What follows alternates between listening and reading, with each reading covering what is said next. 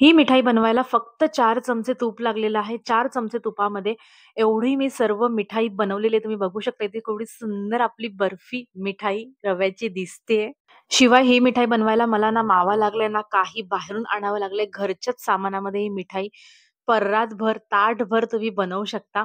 एकदम कमी साहित्यामध्ये, कमी वेळेमध्ये झटपट ही मिठाई बनते. तर चला पटकन रेसिपीला सुरुवात करूया. तर सर्वात पहिले इथे मी घेतलेला आहे जाड रवा, तुम्ही बघू शकता.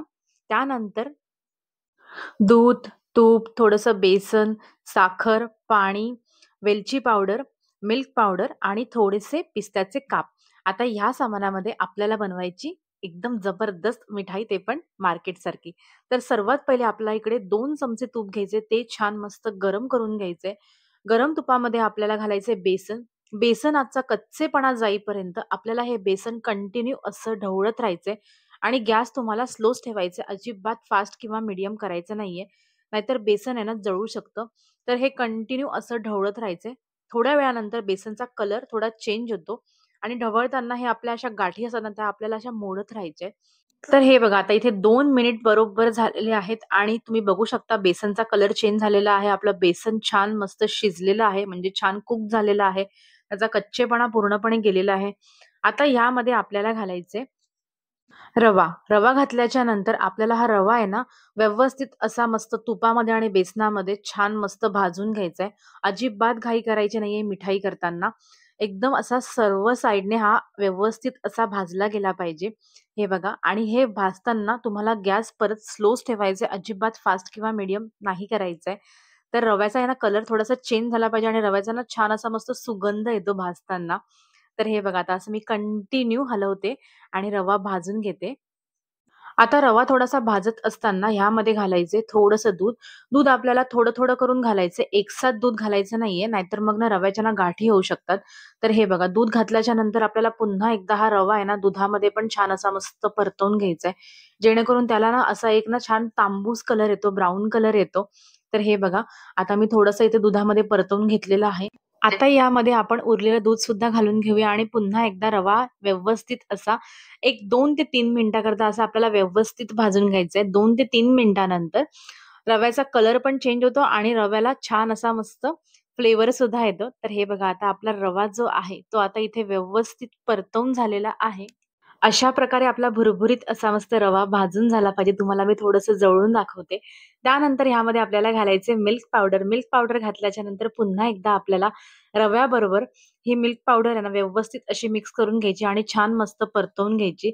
सर्व जिन्नस एकदमच नका घालू कारण ह्याचे ना काय-काय प्रोसेस असतात. त्या फक्त लक्षात ठेवा. सर्व जिन्नस जर तुम्ही एकदा घातले, तर आहे ना ते असं मिसळून व्यवस्थित आपलं बॅटर तयार होणार नाही. म्हणजे प्रत्येक जिन्नसचा असा एक फ्लेवर बाहेर येणार नाही. आता आपण हे थोडंसं बॅटर साइडला ठेवून घेऊया. आता आपल्याला बनवायचे साखरेचा पाक. पाक आपल्याला असं एकतारी नाही बनवायचे.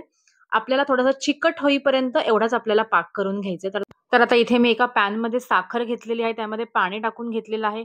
तुम्ही इथे वेलची पावडर सुद्धा घालू शकता.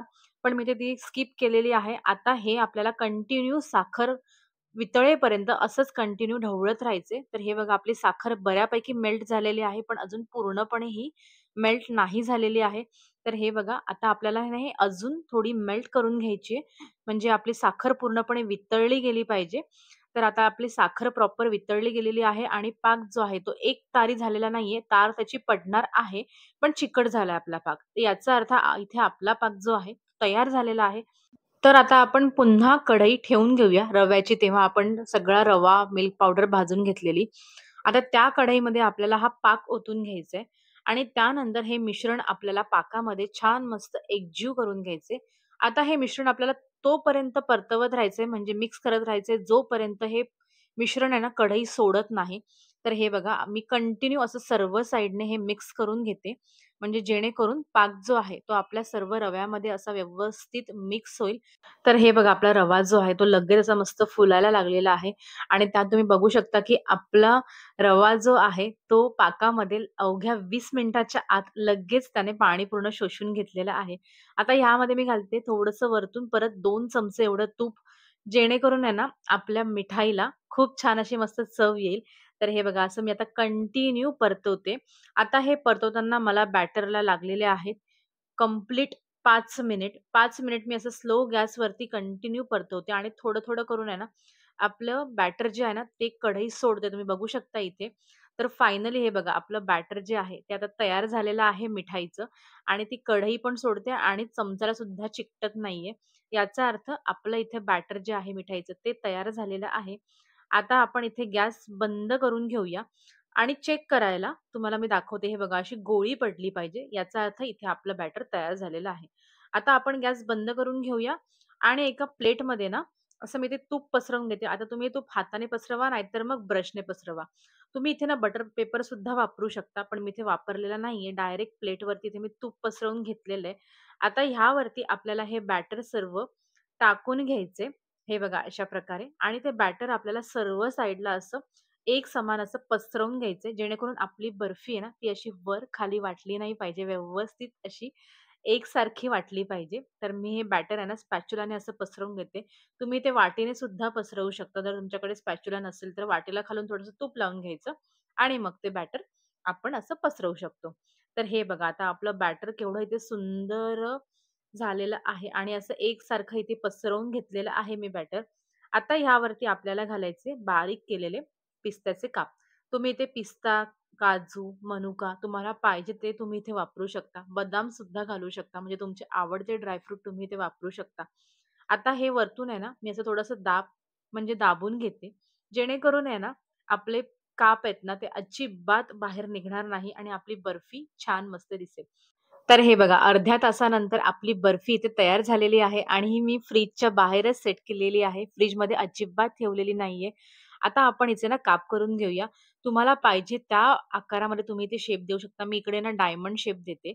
तर हे बघा, तुम्ही या जागी इथे स्क्वेअर वगैरे तुम्हाला आवडता शेप तुम्ही इथे देऊ शकता. हे बघा, इझिली आपली बर्फी जी आहे ती कट होते.